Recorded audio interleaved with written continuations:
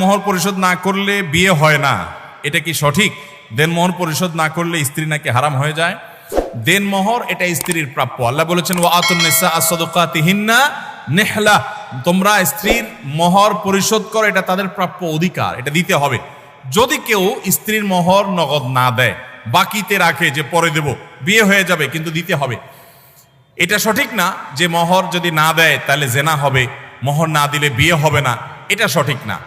তবে হ্যাঁ, এটা ঠিক যে মোহর যদি না দেয়, অনেক মানুষ আছে বিয়ে হয়ে গেছে 20, 30, 40 বছর বয়স হয়ে গেছে, এখনো বইয়ের মোহর দেয় নাই, আছে না নাই? খুব লজ্জার কথা, খুব লজ্জার কথা। আমাদের মহিলারা তাদের অধিকার সম্পর্কে, শরীয়ত ইসলাম তাদেরকে কত অধিকার দিয়েছে তারা জানে না।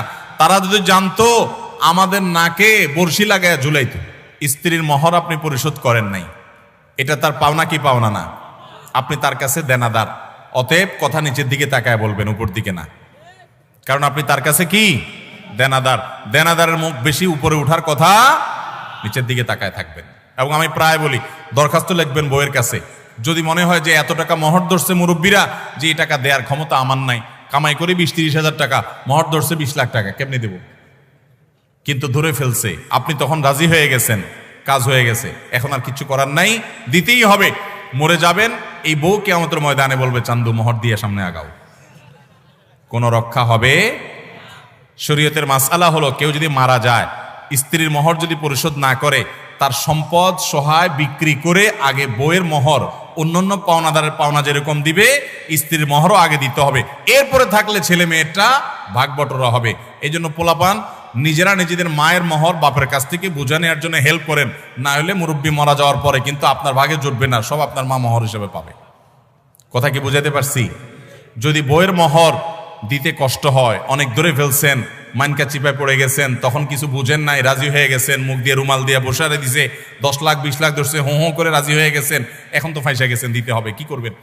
এবার বইয়ের কাছে মোহর লেখেন, দরখাস্ত লেখেন, বরাবর বরাবর সম্মানিতা স্ত্রী বিষয় মোহর কমিয়ে দেওয়ার আবেদনপত্র যথাবিহিত সম্মান প্রদর্শনপূর্বক নিবেদন এই যে, আমি আপনার অবাগা হতবাগা কপাল পড়া স্বামী, আমি একজন ফকির মিসকিন গরিব মানুষ, আমার যে মোহর ধার্য করা হইয়াছে 10, 20, 30 লাখ টাকা, ইহা দেওয়ার ক্ষমতা, পরিশোধ করার ক্ষমতা আমার নাই। অতএব জনাবার সমীপে নিবেদন এই যে, মোহরের টাকা কমাইয়া আমাকে বাধিত করবেন, বিনীত আপনার হতবাগা স্বামী। এভাবে দরখাস্ত লেখা বউয়ের কাছে মাপটাপ চায়া, যদি বউ আপনারে মাফ করে তো আল্লাহ বলেছেন ফাকুলু হানি আম্মারিয়া, তিনি যদি ছাড় দেন, ঠিক আছে যাও 50% ছাড় দিলাম, বাকিটা নিয়ে আসো, তাহলে ছাড় হবে। বইয়ের মোহর সব পরিশোধ করছেন, বিয়ে করছেন, মোহর পাই পাই করে পরিপূর্ণ পরিশোধ করছেন, যারা হাত তোলেন দেখি, মিথ্যা তো হাত তুলবেন না। এই যুবক বিয়েই তো করে নাই, পিচ্ছি হাত তুলে দাঁড়ায় আছে, দেখেন কয়টা হাত তুলছে, দেখছেন?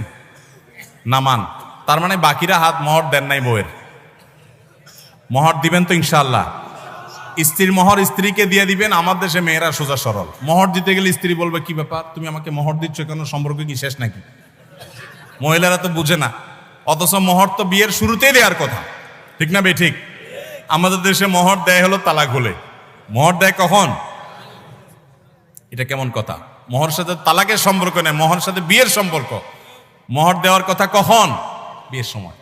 আমাদের মেয়েরা যদি নবী করিম সাল্লাল্লাহু আলাইহি ওয়াসাল্লামের মেয়ে ফাতেমার মতো সচেতন হতো, শরীয়তের মাসআলা জানতো, তো আমাদের কপালে দুঃখই ছিল।